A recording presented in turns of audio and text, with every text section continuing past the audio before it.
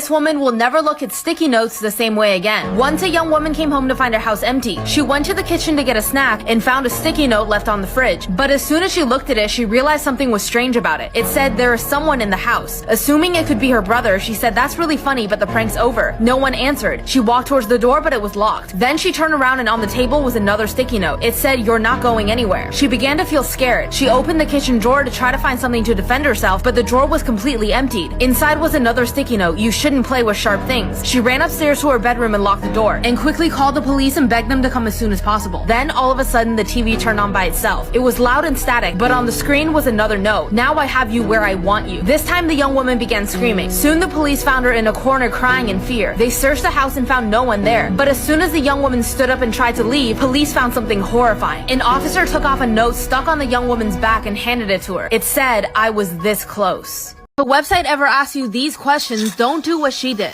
Once there was a girl named Masha who heard that there's a new service that gives everyone free internet access, so she decided to use it. But this would lead to something horrifying for Masha and her family. After she connected to this internet service, a web page popped up asking her to register some information. But the questions were oddly personal. It asked, "What's your usual mode of transportation?" with a photo of a bus, a boat, a train, and a plane. Masha took her bike to school every day, so she clicked on the train instead. But the next day, the local news showed that there was a horrific train crash that killed everyone on board. Masha thought that this was a coincidence, but soon she'd realized that she made a deadly mistake. Later, she needed to use the internet again, so she logged back in. This time it asked, "What kind of home do you live in?" along with 4 different pictures of different types of homes. She clicked apartment even though her and her family lived in a house. And the next day, the apartment building near her school burned down. The police suspected arson. Then she went back to the internet server one last time, but this time it showed a photo of her mother, father, sister, and herself with the question, "Who is your favorite family?" I'm gonna tell you guys why I don't keep food in my room anymore. At least why I don't keep this particular food in my room anymore. So when I was a kid, my dad used to leave the country a lot. Every time he would come back, he'd always bring us some sort of goodie. It'd always be like bracelets, t-shirts, and candy.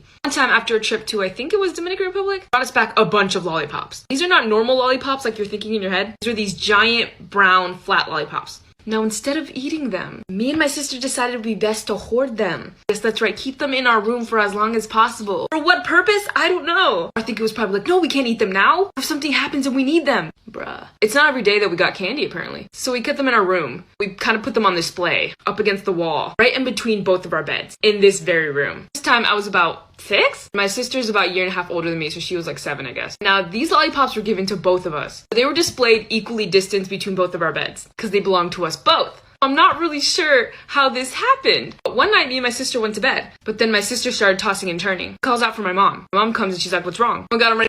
This is why you should never watch TV late at night. Once a mother and a father decided they needed a break, so they planned a night out together, and they left their 2 children with their babysitter at home. Everything was going good, the children were well behaved, and the babysitter was just sitting around while watching the kids. But eventually she decided that she wanted to watch some TV.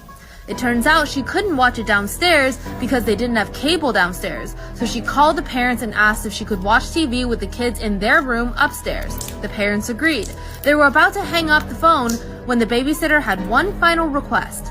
As she entered the parents' bedroom, she asked if she could cover up their large clown statue with a cloth or a blanket. She said it was making her very uncomfortable. The phone line went dead for a second. Then the mother said over the phone, "Take the children and get out of the house. We don't have a clown statue." As the babysitter turned around, she saw the corners of the clown's mouth widen into a smile.